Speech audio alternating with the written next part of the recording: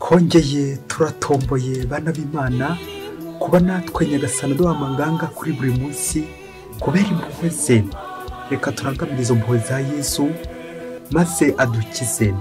Ku izina ry'Imana Data na Mwana na Roho Mutagatifu, amen. Amahoro bana b'Imana, nimuhumure, Imana iradukunda, igiye kutugira impuhwe muri urwandiko yatwandikiye tariki 14 Mutarama 2023. Isomo rya mbere niryo mwarandikira Abahebureyi umutwe wa 4 umurongo wa 12 kugeza ku 16. Bavandimwe, kuko ijambo ry'Imana ni rinyabuzima, ni rinyabushobozi, kandi riracyaye kurusha inkota y'amugi abiri, riracengera kugeza aho umutima n'ubwenge bitandukanira hagati y'ingingo n'imisokoro, rigasobanura ibyifuzo n'ibitekerezo byihishe muri buri muntu. Nta kiremwa na kimwe kiribera intaboneka, ahubwo byose biratamuruye kandi biritaragaje mu maso y'uwo tuzagomba kumurikira ibyacu. Ubwo dufite umuherezabitambo mukuru uhebuje watashye mu ijuru, Yezu umwana w'Imana, nitwikomeze mu kwemera. Koko rero ntidufite umuherezabitambo mukuru wananirwa kudutabara mu ntege zacu. Yageragejwe muri byose ku buryo bumwe natwe, ariko ntiyatsindwa n'icyaha. Nitwegerane rero ubwizere intebe ya Nyirineza, kugira ngo tugirirwe impuhwe kandi duhabwe imbaraga zizadufasha igihe kigeze. Iryo ni ijambo ry'Imana. Zaburi ni ya 19. Amagambo ya Nyagasani aturuka kuri Roho kandi agatanga ubugingo. Itegeko ry'Uhoraho n'indakemwa rikaramira umutima. Amabwiriza y'Uhoraho n'amanyakuri, abacisha make akabungura ubwenge. Amateka y'Uhoraho araboneye, anezereza umutima. Amategeko y'Uhoraho n'uruhemure, akamurikira umuntu. Igitinyiro cy'Uhoraho kiraboneye, kigahoraho iteka ryose. Ibyo Uhoraho yemeje n'amanyakuri, byose biba bitunganye. Amagambo mvuga n'ibyo umutima wanjye uzirikana, n'ibyo bikunogera wowe Uhoraho, rutare nisunga n'umurengezi wanjye. Amagambo yawe Nyagasani aturuka kuri Roho kandi agatanga ubugingo. Nyagasani Yezu nabane namwe. Amagambo mu Ivanjili ntagatifu yanditswe na Matayo umutwe wa 2 umurongo wa 13 kugeza ku 17. Muri icyo gihe Yezu yongera kugenda akikiye inyanja, imbaga yose y'abantu iramusanga, arabigisha. Nuko yihitira abona Levi mwene Alufeyi yicaye mu biro by'imisoro, aramubwira ati, nkurikira. Arahaguruka aramukurikira. Igihe Yezu yari ku meza iwe hamwe n'abigishwa be, haza abasoresha benshi n'abanyabyaha gusangira nabo, kuko bamukurikiraga ari benshi. Abigisha amategeko n'abafarizayi bamubonye asangira n'abanyabyaha n'abasoresha, babwira abigishwa be bati, dorere, mbese asangira n'abasoresha n'abanyabyaha? Yezu ngo abyumve arabasubiza ati, abazima sibo bakeneye umuvuzi, ahubwo n'abarwayi. Sinazanywe n'intungane, ahubwo nazanywe no guhamagara abanyabyaha. Iyo ni Ivanjili ntagatifu. Sinazanywe n'intungane, ahubwo nazanywe no guhamagara abanyabyaha. Amen, amen, amen. Bakristo bavandimwe, ahangaha tugeze ni kuri buri munsi tubone Yezu Kristo, bityo tuze kumwereka abandi kubera impuhwe z'Imana.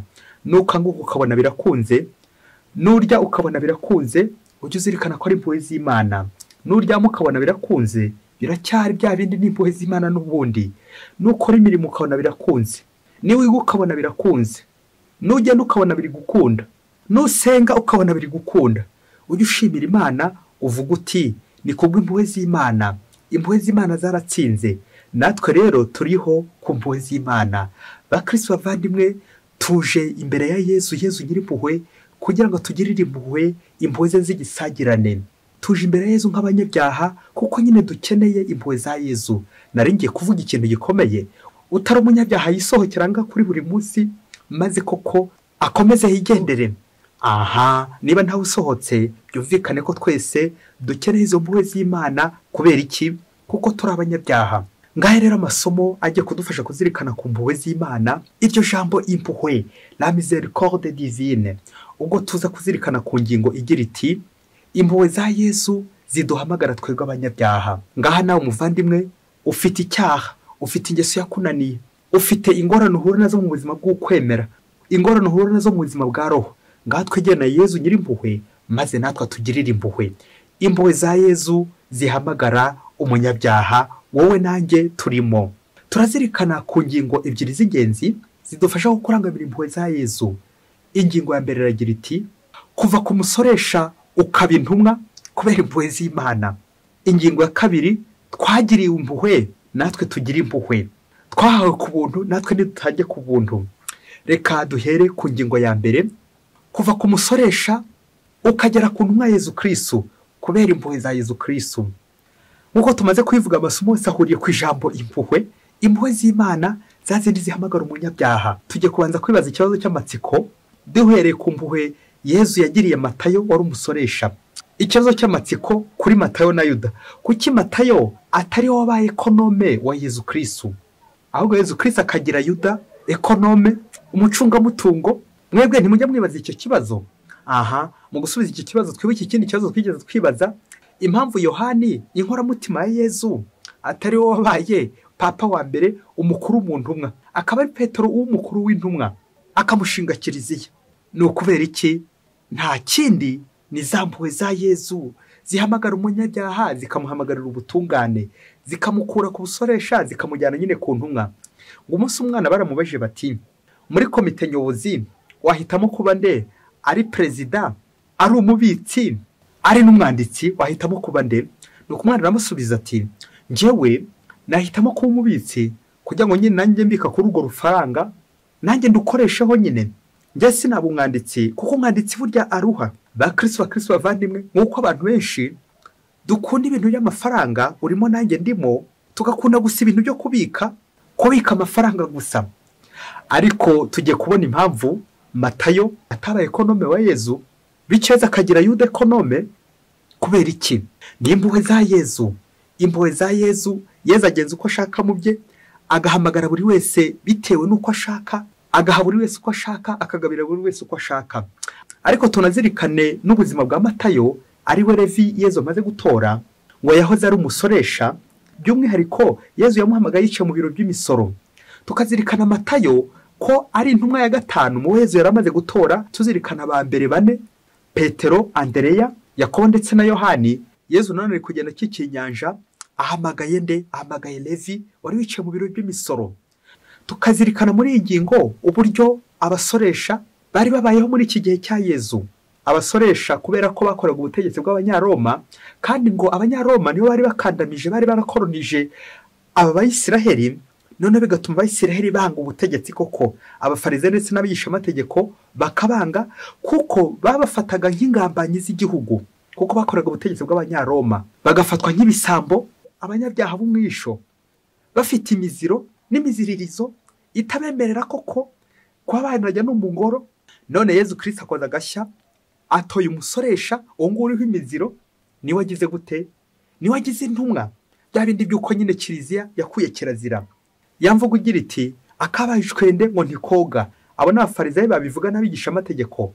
Nyamara akabaye icwende gashobora koga kandi kagacya bitewe n'ukoza ndetse n'icyakogesha, ndetse nanone kagashira umunuko. Amen, amen, amen. Uwo Yezu Kristo ukura Matayo ahandi mu biro by'imisoro, maze akamuganisha hehe? Mu kiliziya. Urumva Matayo ntiyaremera no gukandagira mu kiliziya, ariko akandagiyemo kubera iki? Kubera impuhwe za Yezu. Yezu amukuye mu biro by'imisoro, cya gisebo yarariho, ya miziro yarariho, maze aramusukuye, amujyanye mu ngoro. Ntabwo agiye mu ngoro gusa, ahubwo agiye no kwibera umuyobozi. Ni cya gisubizo tujya gutanga n'ubundi. Impamvu Levi cyangwa Matayo atari wabaye ekonome wa Yezu byatewe n'iki?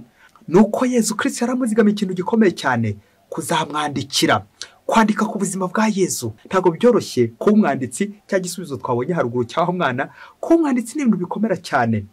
Matayo rero akaba ari umwanditsi w'ivanjiri iri ku rutonde rwa mbere mu banditsi bane b'amavanjiri. Murumva Kristo bavandimwe, kwandika kuri Yezu ni ibintu bitoroshye cyane, bisaba kuba waramumenye, mwarabanye byumvikane, noneho ukanamwandikaho, ukamuvuga umuzi. Kubera iki? Impuhwe za Yezu zitugira abanditsi ba Yezu, tukamwandikaho. Matayo umwanditsi w'ivanjiri. Murumva Yezu Kristo yagombaga nanone gusaranganya kuri iyo mirimo, agahaho kuri Yuda nawe akaba ekonome, na Matayo nawe akandika. Birumvikana abantu dushobora guhita twumva ko kubera ko Matayo ari wari warize ibintu by'imisoro, n'ikimenyimenyi yari afite biro yicaye mu biro by'imisoro ngo niwe ari kuba nk'ekonome, ariko ntabwo ari uko Yezu akora. Yezu afite buri wese icyo yamuhamagariye, icyo yamutoreye, ngo uva ku busoresha ukagera mu kiliziya ukajya ku ntumwa, intumwa ya Yezu Kristo. Bikazanajyana n'igihe uba umwanditsi w'ivanjiri ya Yezu Kristo, umwanditsi w'ubuzima bwa Yezu, umwanditsi wa Yezu Kristo. Mbega byiza, uzi ko umunyamabanga w'umuntu, uzi ko umwanditsi koko. Babyeyi muriyumvisha uwo murimo kubera impuhwe z'Imana. Izo mpuhwe nizo twumvise no mu isomo rya mbere zigaragarira mu ijambo ry'Imana wa mwanditsi agomba kwandika. Ubwo uyu mwanditsi w'ibaruwa atubwira umuherezabitambo Yezu Kristo ugira impuhwe tugomba gusanga kugira ngo tugirire impuhwe twebwe abanyabyaha. Ubwo yagize ati nitwegerane n'ubwizere intebe ya Nyirineza kugira ngo tugirirwe impuhwe kandi duhabwe imbaraga zizadufasha igihe kigeze. Amen, amen, amen, amen. Ngize impuhwe zayo zidukurura twebwe abanyabyaha tukamwegera ya ntebe ya penetensiya umunyabyaha ajyamo, yizeye impuhwe za Nyagasani, yizeye ko Nyagasani agiye kumukiza, yizeye ijambo Nyagasani yabwiye intumwa ze ryo gukiza ibyaha, guha ububasha intumwa ze. N'amata yari ari muri aba ngaba yahaye ubwo bubasha. Nk'uko umuririmbyi wa Zaburi abirimbye agira ati amagambo ya Nyagasani aturuka kuri roho kandi agatanga ubugingo. Amen. Iri jambo rya Yezu ry'impuhwe niryo rihamagaye Matayo rikamukura hehe? Mu biro by'imisoro, rimuganisha mu ibiro by'ingoro, ingoro y'Imana, kiliziya, akaba intumwa. Nk'uko twabizirikanye muri iyi vanjiri, ubwo Yezu Kristo amutoye ati nkurikira, ngo ako kanya ahita amukurikira. Kubera iki? Kubera impuhwe za Yezu. Ni impuhwe za Yezu zimurembuje, ni impuhwe za Yezu zimukuruye, zigatuma noneho asangira nawe. Kubera iki Matayo asangiye na Yezu? Yezu amaze kumusukura, aramutoye, amukuye mu isayo, none koko agiye kumutaka, narangiza amutume hehe? Kumubera umuhamya, intumwa ye. Nk'uko Yezu Kristo adukura ku gisuzuguriro, akadukura mu bucakara bw'icyaha, akadukura ahandi twari twaraguye, akatugeza aho tutari twemerewe kubera ubutungane bwe. Dolempo alapostola, ku misoro ujya hehe? Ujya mu kiliziya, ujya mu butumwa, kuva ku musoresha ujya ku ntumwa. Uwari umusoresha akaba intumwa Yezu Kristo kubera impuhwe za Yezu Kristo. Ingingo ya kabiri, Yezu yatugiriye impuhwe, natwe tugirira abandi impuhwe. Turazirikana cyane cyane muri ivanjiri abafarizayi bameze nk'abakontresigise, bari kurwanya Yezu, bagashaka kumuzitira, ariko Yezu Kristo akabibutsa icyamuzanye hano ku isi, ni uguhamagara umunyabyaha. Nuko nanjye Yezu yamara kumpamagara, nagera imbere ko nkamukorera nka Matayo, nka Levi, nyibuka urwo rugendo kuko nanjye ngomba kurembuza abandi kubera impuhwe za Yezu. Yezu yangiriye impuhwe, reka nanjye nzigirira abandi kuko ndi umunyabyaha. Umuntu ni umunyabyaha ukeneye impuhwe z'Imana, ukeneye gusukurwa n'Imana. Ubwo Yezu avuga ati sinanze no guhamagara abazima ahubwo abarwayi, kandi ngo sinazanywe n'intungane ahubwo nazanywe no guhamagara abanyabyaha. Amen, amen, amen, amen. Mukristo muvandimwe, nawe muzirikana ko umunyabyaha, bizatuma nawe ugirira impuhwe abanyabyaha. Ese wo mukristo muvandimwe ugirira impuhwe abanyabyaha? Witwara gute imbere y'umunyabyaha? Uruhanga rwawe ruba rumeze gute imbere y'umunyabyaha? Iyo mugenzi wawe aguhemukiye umwitwaraho ute? Ese mugenzi wawe yaguhemukiye uramuhanura cyangwa uramuhana wihanukiriye? Yewe ukanamuhanura byaba bibabaje, waba ugeze kure. Umunsi umwe hirya kure cyane muri Afurika, ngo umugabo mu rugo rumwe ngo baramufunze. Azira iki? Azira ko yafashe umwana ku ngufu. Ubwo baramufunga, ejo ko bamukatiye nk'imyaka 25 bitewe n'amategeko y'icyo gihe nyine hirya kure muri Afurika. Nuko ngo bamaze kumufunga, wa mugabo koko bishoboke ko yarakaye ntawamenya, cyangwa yarigoroye ntawamenya. Uburoko bushobora kukugorora cyangwa ko bukakuboha, nawe byashoboka. Nuko ngo wa mugabo ko ageze mu buroko, bishoboke ko yamaze mu gihe kirekire, igihe kiza kugera haza gutangazwa iteka rya perezida rigirira abari mu buroko impuhwe, grâce présidentielle. Impuhwe za perezida rwose, umuperezida ubundi yakagombye kugira impuhwe, ngarimwe mu mwaka akabohora imfungwa, ngarimwe mu mwaka akadohora, kuko ibyaha ni byinshi, ariko uramutse ubyitayeho byose ndagira ngo wafunga benshi, urimo nanjye ndimo. Nibyo bindi bya Nyagasani, ngo Nyagasani uramutse witaye ku byaha byacu ninde warokoka? Nuko nkuru umwana isubira inyuma, perezida aza gutangaza impuhwe muri ubwo buroko, maze wa mugabo baramufungura. Bishoboke ko atari yakuzanye n'imyaka, bari bamukatiye igifungo. Nuko wa mugabo ngo ageze mu rugo, ngaho fora uburyo koko ajye kuzimanirwa mu rugo, ngaho fora uburyo koko ajye gutangaza n'impuhwe z'Imana mu rugo rwe, nk'umuntu koko umaze kugirirwa impuhwe. wa muntu nyine umaze kugira impuhwe grâce présidentielle. Ngaho nawe tekereza nk'umuntu uvuye mu buroko, uburyo abaturanyi, inshuti, abavandimwe, umuryango we, urugo rwe bagiye kumusanganira bagasangira nawe nyine nk'umuntu uvuye mu buroko. Nuko wa mugabo kubera ko yaraje ku buryo bunatunguranye nyine, murumva impuhwe akenshi n'ubundi ziranatungura. Bakubwiye ngo uzamara imyaka 25, waba urangije nk'itanu wenda ukajya kumva ngo va mu buroko urafunguwe, wabyakira utari wowe, ibyishimo byaba ari byose. Nuko wa mugabo ngo ageze mu rugo ngo asanga umugore we yasize ku rugo ngo ari kuganira mu rurimi rw'abanyamahanga, bishoboke ko cyari Igifaransa, bari kuganira bataramanye n'umutegetsi wo muri ako gace, bataramanye mu Gifaransa, bari kuganira mu rurimi rw'abanyamahanga. Ngaho nawe umugabo tekereza ururi mu buroko ufunzwe, ugeze mu rugo koko usanga umugore wawe abandi baramutaramanye, umugore wari kuguca inyuma bene aka kageni, ndetse ari umutegetsi nanjye kuvuga mu rwego rwo hejuru utaramanye n'umugore wawe, wabyakira utari wowe. Nuko wa mugabo ngo ahita afata umuhoro, maze afata wa munyeshyubahiro ku ijosi, ngo arafata wa muhoro ahita amutema bihwaniremo cyangwa ajya kumurega nawe bamufunge. Nuko wa munyecyubahiro wa mutegetsi abonye ko bikomeye, ako kanya ahita asinya agasheke k'amadolari 2,000. Ako kanya ahita agasinya sur le champ. Amaze kugasinya nuko agashyikiriza wa mugabo nyine wari umaze gufungurwa, bishoboke ko urufaranga nyine agiye gukomeza arurya. Nuko wa mutegetsi amaze kugenda, amaze kuva muri rwa rugo, asiza ko gasheke ka $2,000, nuko arigendera. Amaze kugenda wa mugabo ahita yirukana umugore we, maze ajya kwa sebukwe arababwira ati umva murangarura inkwano yanjye namukoye ubundi mbone kumusubirana. Wagiye se ngo kugira ngo ntibimenyekane kwa sebukwe ntibongeye nabo bakagurisha umurimo bari bafite bakabonamo amadolari 2,000, ubundi bakabihereza wa mugabo kugira ngo atuze. Maze wa mugore asubira mu rugo rwe gutyo. Ngaho natekereza uburyo bagiye kubana, byibuze babe barya kuri rwa rufaranga bongere babane. Nuko wa mugabo amaze gushyikira utwo miliyoni, amadolari murumva baye 4,000, nuko arayazinga mu gakapu, arangije arahunga arigendera. Ngaho natekereza ibyo agiye gukora mu buhungiro, bishoboke ko agiye gucyura nk'indaya ntawamenya, cyangwa n'ibindi byinshi yakora bitari byiza muri ubu buhungiro. Nuko yigira mu buhungiro atwaye amadolari 4,000 arigendera. Ntawamenya aho yasize abana, ntawamenya aho yasize umugore, ntawamenya uko byagenze.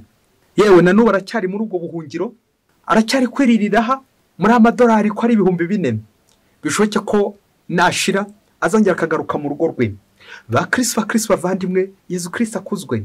Yezu Kristo nakuzwe iwanjye, agakuzwe iwanjye, turi buze kumererwa neza, bityo twakira impuhwe ze. Yezu tugirira impuhwe, natwe tukaba tugomba kugirira abandi. Yezu Kristo nka perezida utubohora, akaduha impuhwe, akatugira impuhwe twari dufunzwe, twadufungiye kwa Sekibi muri prison y'uburoko. Natwe se iyo tuvuye muri prison tugirira abandi impuhwe, cyangwa birangiye dufungishije abandi, dufunza abandi, tukabashyira muri prison, navugaga prison y'icyaha, tukabafatira mu muhogo, tukabaniguza n'ibindi byinshi cyane dushobora gukorera abagenzi bacu twebwe tumaze kubabarirwa. Ese mu Kristo muvandimwe, iyo umaze kubabarirwa, aho nawe ujya wibuka kubabarira abandi? Iyo Yezu Kristo atubabariye tujya twibuka kubabarira abandi. Yezu yatugirira impuhwe, nawe ujya ugirira impuhwe abandi?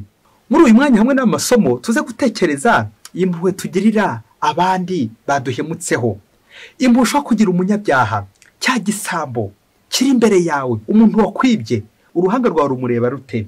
Indoro ugirira umunyabyaha imeze gute? Iyo ufashe umusambanyi umugenzereza ute? Wasanga uhita umushyira ku karubanda ukamutaranga ati muze murebe, cyangwa nawe umufatiraho umupanga n'ibindi byinshi cyane wamukorera. Iyo wafashe umuntu mu cyaha ubigenza ute? Indoro yacu imbere y'umuntu wahemutse, indoro yacu imbere y'umuntu uri gutugira nabi. Turaza kureba indoro ya Yezu, indoro areba na Matayo, indoro y'impuhwe, amaso y'impuhwe. Nkareba mugenzi wanjye nkamubonamo impuhwe z'Imana, nkamubonamo umuntu, simbumone mu munyabyaha mbere ya byose. Nguko abakristo bavandimwe benshi dutunzwe no kurebera abagenzi bacu mu ndorerwamo y'ikibi. Umusambanyi gusa, ikirara gusa, igisambo gusa, imbwa gusa, n'ibindi byinshi cyane. Abagenzi bacu tukabashyira mu gatebo cy'ibisambo, abasambanyi, abasinzi, ugasanga araho twabateretse. Nyamara ntitwibeke kubakurayo ngo natwe tubagirire impuhwe, atari ukubahishira, ahubwo ari ukubagorora, nk'abagorora ni neza. Burya umuhanga aravuze ati nujya muri prison uburyo ni bubiri ushobora kuvamo. Ushobora kuvamo uri umugome cyangwa ukavamo uri umugiraneza. Simbizi ukuri kwabyo, ariko ikigaragara ni uko iyo ufunzwe cyangwa iyo uhawe igihano cyangwa iyo wakoze ikosa ryakagombye kurangira wigoroye. Navugaga kwigorana n'Imana ndetse n'abavandimwe. Uri umuntu mwiza. Aha bamwe baza kumbaza bati none se uri uyu mugabo ugasanga umugore wawe koko ari kuganira n'abandi mu rurimi rw'abanyamahanga, ariko guca inyuma wabigenza ute? Aha igisubizo kiracyari cya kindi, ujye ubanza umurebane amaso y'impuhwe, kuko umunyabyaha nyine akwiriye impuhwe. Umuntu wese uri mu cyaha burya aba afite isoni mubyeyi, wakagombye nawe kumureba ukamugirira impuhwe. Burya umuntu yagaragaje isoni akambara ubusa, akiyambika ubusa, izo ni isoni nyinshi. Umuntu kwambara ubusa burya ni isoni bakristo bavandimwe. Umuntu wambaye ubusa ziba ari isoni. Icyaha kitwambika ubusa tukagira isoni imbere y'Imana. Nawe rero kugira umuntu impuhwe, umuntu ufite isoni koko mugirira impuhwe nawe. Yezu natwe yabonye turi mu biro by'imisoro, Yezu natwe yabonye turi mu bucakara bw'icyaha, burya tuba dufite isoni, atugirira impuhwe. Za soni za Adamu na Eva, Yezu nawe tugirira impuhwe, akatwambika indoro ye, umwambaro w'impuhwe. Kubera iki nyine nta kindi dukwiye. Erega Yezu uramutse witaye ku byaha byacu ninde warokoka? Akenshi twebwe tubonye bagenzi bacu turabaniguza, tukabafata mu muhogo, ariko tuyikibaza ko natwe twahemutse. Uru ruhande nshobora kuba ndi umuntu mwiza, ariko hari urundi nahemutse. Iyo hirya nahemutseho nibaza kumfata bakaniguza bizagenda gute? Tujya tuzirikana ko nta ntunganire hano ku isi. Nta nicyo cyazanye Yezu kuza gucungura abanyabyaha urimo nanjye ndimo. Na niyo mpamvu rero burya Yezu agira impuhwe. Biragoye kwigana impuhwe za Yezu, ariko birashoboka. Ngiye imyitozo tugomba gukora buri munsi, kwitoza kugira abandi impuhwe, kwitoza kurebera abandi mu ndorerwamo y'impuhwe atari indorerwamo y'icyaha. Akabya bindi ngo impuhwe zisesa urubanza, kandi ngo amategeko aburizwamo imbere y'impuhwe. Aho ni kwa Yezu. Ariko ku bategetsi bo impuhwe ziburizwamo imbere y'amategeko. Nawe mukristo umuvandimwe uze kwibaza niba nta bantu waciriye urubanza muri no minsi, ukabacira imanza mu mutima, ukabafungisha, ukabarihisha. Vengeance, kwihorera n'ibindi byinshi cyane tugenda turungikanya nk'abafarizayi, les pharisiens que nous sommes, abigisha amategeko twebwe tugakoresha nyine amategeko. Nyamara Yezu Kristo impuhwe ze ziradusanganira, bityo tugasangira nawe ibyiza. Ngiye ya Eucharistia dusangira na Yezu Kristo, atari uko tubikwiye, atari uko ari twe ntungane twari duhari, ahubwo ku mpuhwe za Yezu. Ngiye igisakamento y'Eucharistia duhabwa ntabwo ari uko nyine tuba turi intungane, ahubwo ni impuhwe ze atugirira. Kuko Yezu aramutse yitaye ku byaha byanjye nta nubwo namuhabwa, ntabwo yakomera dusangira. Ariko ku mpuhwe za Yezu turasangira. Eucharistia Yezu agasangira na bamatayo basoresha abanyabyaha. Nanjye ndimo, nawe urimo, twebwe dusangira ku meza ya Yezu Kristo. Ngiri byasakamento y'Eucharistia ridahabwa gusaba akora neza y'intungane, ahubwo urimo nanjye ndimo, twebwe abanyabyaha. Atari ukugira ngo dukomeze twungikanye ibyaha, ahubwo dukire ku mpuhwe za Yezu. Niturangiza dukiza abandi, impuhwe za Yezu zidufashe kuko kudakora nabi, ahubwo gukora neza, gukataza mu mpuhwe z'Imana. Impuhwe bingana gukora neza. Urakoze Yezu, Yezu nyir'impuhwe, ukomeze utugirire neza buri munsi, maze natwe tuba abanyampuhwe buri munsi. Mwese Imana ibaho umugisha. Imana Data na Mwana na Roho Mutagatifu. Amen. Padiri Masumbuko Ladislas wa Diyosezi ya Cyangugu.